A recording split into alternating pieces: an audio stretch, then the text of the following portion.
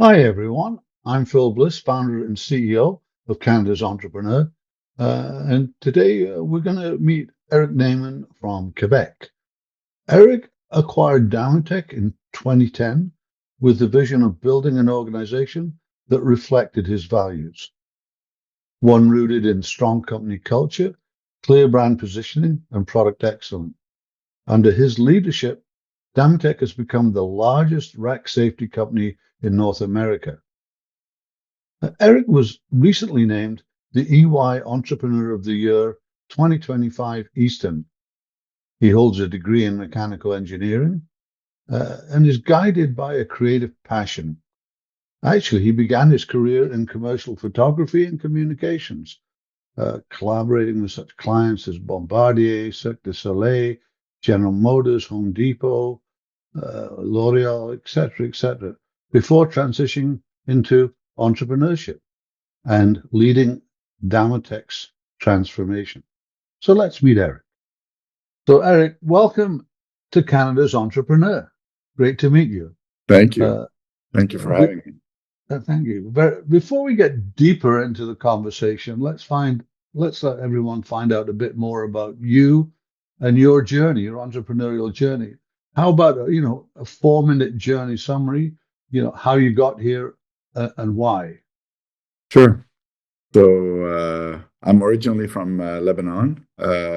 Left Lebanon when I was 18 years old and went to the States and studied there and studied engineering. But I had a love for the arts and photography.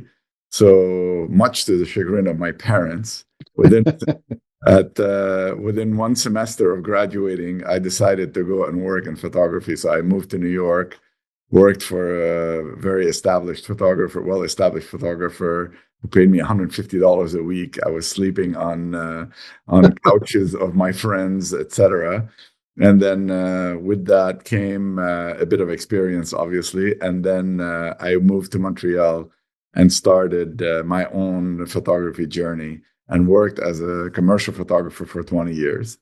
Wow. And but I was always interested in how my clients went to market. And so I always discussed with them what, how, why, and the decisions, etc. Mhm. So I wasn't an artist that lived on love and fresh water. Like it had to make money, and Yeah. so I was always interested in the business aspect of things. Hmm. Then about I want to say 2006, 2007, there was a major sort of shift towards the advent of digital. Yeah. And what that did is it everybody jumped on the technology part. All great, everything is fantastic, much better results, instantaneous, etc. But nobody focused on the business model of the digital era. And so what that did is it basically divided the budgets that companies had for one or two campaigns that were analog to 20, 30 campaigns that were digital with the same amount of money. And so that was highly problematic Yeah. because basically instead of doing these mega campaigns that were super interesting, you were now dividing the money over smaller campaigns on white background, somewhat uninteresting. And over and above that, I could see that the industry was going to hit the wall within 5 years, and I didn't want to be there when that happened. And so Hmm. I had promoted everybody else's products for many, many years. And so I thought, okay, it's maybe time that I find my own product to promote. And I went on a 3-year journey looking for a business to acquire. And I was Hmm. essentially trying to acquire to buy a salary. So I Hmm. figured if I can find a business that is big enough that I could generate $100,000 a year to live, then that would be a good solution. Hmm. So it took me 3 years. I did about 15 due diligences, and they all had problems of some form. And then in the end, my accountant one day called me and said, I have this company that repairs racking in warehouses. Why don't you go and see if it's interesting? And I said, what do you want me to do with a company that repairs racking in warehouses? but I went anyways, and it ended up being, it fit the criteria that I was looking for. I had 4 criteria. First criteria was cash flow positive company. Second criteria was that it had a good product. Third criteria was that it made money when I wasn't there, because in my previous career, I Yeah, yeah. made money when I was there. And my fourth criteria was that it had horrible marketing and I could add value really quickly. And so it landed all four of these, checked off all four of these boxes. And so I ended up acquiring it with an American partner who was a friend of my sister. And it did, at the time, it was a pretty small business. It did about $3-4 million of revenue, and it had 15 employees, and was 50% reliant on one customer. And that was 2010. And so we bought the company together and started focusing on growing the market and growing growing its presence in the market, and with a great focus on south of the border on the U.S. And we grew the business significantly. And in 2017, I bought my partner out in a very friendly transaction, and continued to grow the business. And today we have 250 employees, and we have 2 plants, one in Canada and one in the U.S. And about 80%, 85% of our revenue is from the States, and the rest is in Canada. And in 2023, I transacted with a private equity firm based called Mountain Gate Capital, based in Denver. And together we bought our biggest competitor in the U.S. And we ended up in 2 years quadrupling our EBITDA, and getting to a place where we had achieved in 2 years what we were supposed to achieve in 5 years. And so we went back to the market and just did another transaction about 2 months ago with a new partner out of California, Van Street Capital. Wow, Yeah. that's quite a journey. You know, that's really really interesting, and that's entrepreneurship and making, you know, a jump from Correct. into from one, you know, to something completely Different. different, completely alien. I would have thought, but you obviously you've got the marketing brain, so I think that must have helped you know, make that transfer. But that's good. And also, That's a really really good journey. yeah, Really exciting. if I can add, Philip, to that, I would say that the common thread is the human thread. So essentially, you realize that yes, you need some business experience to understand how a company works, etc. But the reality is you can accomplish very little on your own. So the focus is on a team, on building a team, on not being the smartest person in the room, on bringing as many people with you as you can on this incredible ride, and being very, very diligent in your hiring process, and finding the best people out there. Give them the tools to do their job, and you're just responsible for the vision and for just supporting the effort of the growth effort. Fantastic.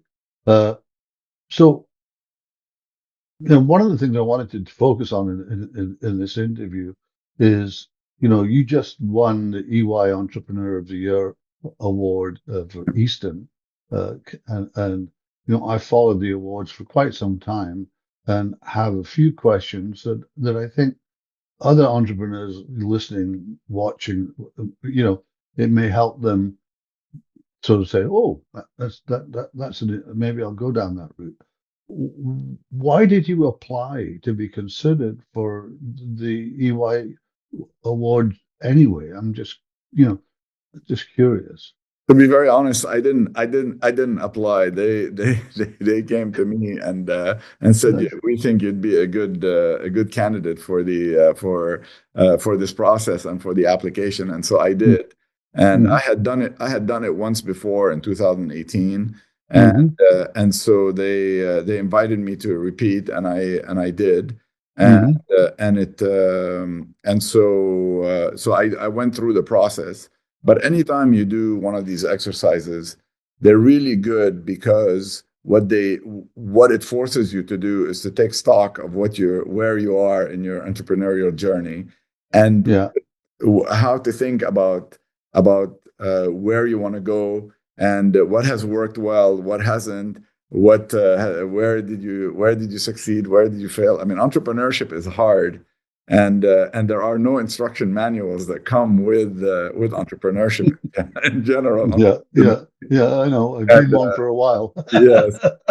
So you need to figure it out over time, but because the engine is always running and you're always like in a hurry and you're always trying to grow the business, it's hard to sort of extract yourself from the business and think about the business and not in the business and not be in the business. And Yeah. so when you do these sort of contests or any kind of participation in these Growth 400, et cetera, all these different programs, then what ends up happening is you have to take time to take stock of what it is that you're doing and where you are on this journey. And so Mhm. I find them helpful. And because entrepreneurship is hard, and most days you're solving problems and putting out fires. Whenever there are possibilities to be rewarded for being recognized by your peers for doing good work, it's always rewarding to hear about that and to participate. And so So that, yeah, it was interesting, about what you learned on the journey. What yeah, did you learn from your peers? I yeah, mean, especially because you said you did it in 2018, and yeah, here you are, 7 years later doing it again. So that's kind of interesting to know, to know what you learned then and now, and yeah, also there's a lot of you that are in these awards. There must be some learning that goes on from the people that you're meeting, that you're kind of competing. I don't like to use the word yeah. with that kind of thing. So great question. So the biggest learning really is you realize that every single person has a unique journey. Like, people always tell me, "Oh, it's such a unique journey. You were an artist and then you became an entrepreneur." But the reality is, you look at everybody's story, and they all have something that happened at some point in their career that made that twist, and they ended up where they are today. And none of them are linear, like none of them. It's very, very rare that you have somebody that That's knows cool. I like that that. Yeah, knows at start that this is the yeah, road that it's gonna look like. And you have yeah. ups and downs, and you have first try, second try, fifth try, and then so it's super interesting to hear all these stories. And that's one thing that the contest does really nicely, is that it brings all these people together. You meet them, you get to see them, you're invited to events related to them. You're invited to finals in Toronto, where there's a big sort of event around it. And so it's very very interesting to meet all these other success stories, because most of them are Mhm, success stories. And so it always gives you perspective on what you're doing, and where you can change ways of doing things, etc., to improve what it is that you're trying to accomplish. well, has that helped you, going through this? Yeah. Has it helped you shape where you're going, for the next 2 or 3 years? For sure, it forces you to stop and reflect on where you've been and where you want to go, and it's an exercise of humility, really, because you look at all these other entrepreneurs and what they're doing and what they're accomplishing, and it sort of forces you to either reposition or realign or add to what it is that you're trying to do. And you could think that you're being ambitious enough, then you look at somebody else next to you and they're 3 times as ambitious, and you're like, okay, maybe I should readjust a little bit here my targets. And so it's very it's interesting to be exposed to all of that, and the thought process, the questions that they ask you, etc. bring a big element. And entrepreneurship is all consuming. So how do you relate that to your personal life? How do you relate it to? I don't like the term work-life balance, because inherently what it means is you're pitting one against the other. And I don't believe that entrepreneurs can pit one against the other. When you're an entrepreneur, you live an entrepreneur life. Mm-hmm. And in my case, I've always thought of find a career that you don't have to vacation from. And that's how I've always thought about entrepreneurship. Is That's a really good observation. so I love it, and I find it very interesting, and I'm able to integrate my personal life within my business life, and all of that together makes for an ability to continue to do this with passion. So, that's really good stuff about the awards and, just the learning experience from it rather than just the kind of the win, if you like. What's been the greatest challenge you faced in just sort of moving to you? What's Yes, been the greatest challenge you faced in your business to date? I mean, you've obviously succeeded, but I'm yes, sure you've hit a wall somewhere or other in there that you've had to overcome. of course. So I would tell you that. So we've grown on average about 25% a year for the last 15 Wow. years without a single negative year, both on the top line and the bottom line. So it's been really quite a growth story. But we're a manufacturer, and so the single biggest challenge is, how do you grow your sales, and in a parallel line, how do you grow your ability to produce what it is that you're selling? Hmm. Unfortunately, they are never parallel. They're always either going this way or that way, and it's the story of my life. It's basically trying to keep up with sales, keep up with the ability to produce what it is that we're selling, and then keep up with the infrastructure of the company and the team in order for us to support the growth.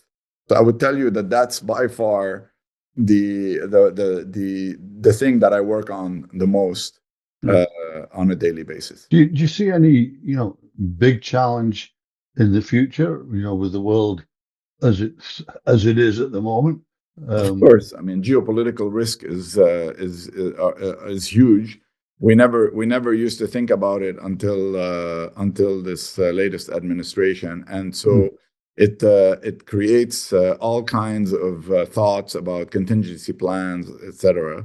I mean, we mhm, are lucky. We have a plant in the U.S. and we're able to produce some of the work there, but we also have a plant in Canada that ships to the U.S. and we don't want to stop doing that.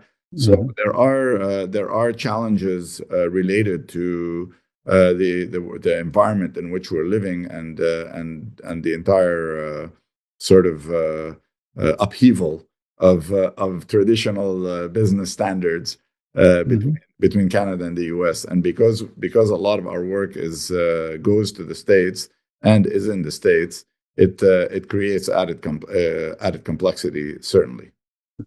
You know, I've found that mentorship has always been a big deal in my evolution. What's the best piece of advice that you've received, that you kind of keep in your back pocket and bring out every so often? So it's actually a saying that is very short, very simple, but pretty powerful. Is when you start learning, the L becomes silent. And so I've focused. When I heard this sentence one time, I was like, okay, learning is like everything. And so basically, I'm a lifelong learner. I'm curious about anything and anyone and any job. And I always want to, I could observe a painter painting the wall. If he's a Hmm. master, it'll still be interesting to me. And Hmm.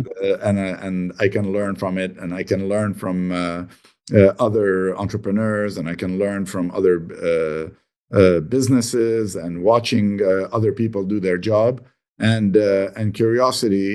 One of the blessings of being a photographer is that you become a professional observer. Basically, you develop a sense of Yeah. observation that is Hmm. highly developed, and that never leaves you.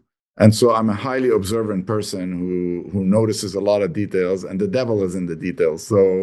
So I'm always looking at becoming a better person, a better entrepreneur, a better philanthropist, all of these things. So, what's keeping you up at night? Well, continuing to as you grow the business, the numbers become bigger, and so growing and overlapping the same numbers again becomes harder and harder, despite the fact Mm-hmm. that you have structure and you have support. And Mm-hmm. so, and us continuing to grow at the pace at which we've been accustomed to grow in these uncertain times is certainly enough to keep you up at night. But I'm not somebody that I sleep fairly well. I don't sleep a lot, but I sleep fairly well. And Mm-hmm. the way I always rationalize things is I always ask one question, which takes away a lot of the stress. I always say to myself, "What's the worst that can happen?"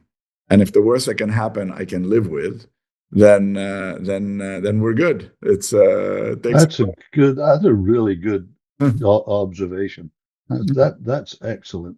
Eric, I really enjoyed having you on the show, and I want to congratulate you on winning the EY Entrepreneur of the Year award, Easton, and great story. Thank you. Thanks for coming on.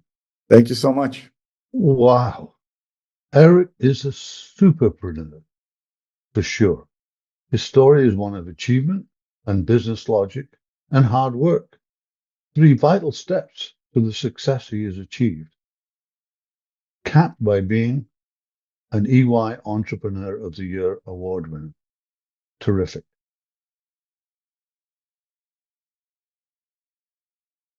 I'm Phil Bliss. Don't forget to subscribe to our newsletter on our website and subscribe to our YouTube channel as well, or on any one of the major podcast channels. Thanks for listening to Canada's Entrepreneur, where you meet the entrepreneurs that are driving Canada's economy. See you all soon.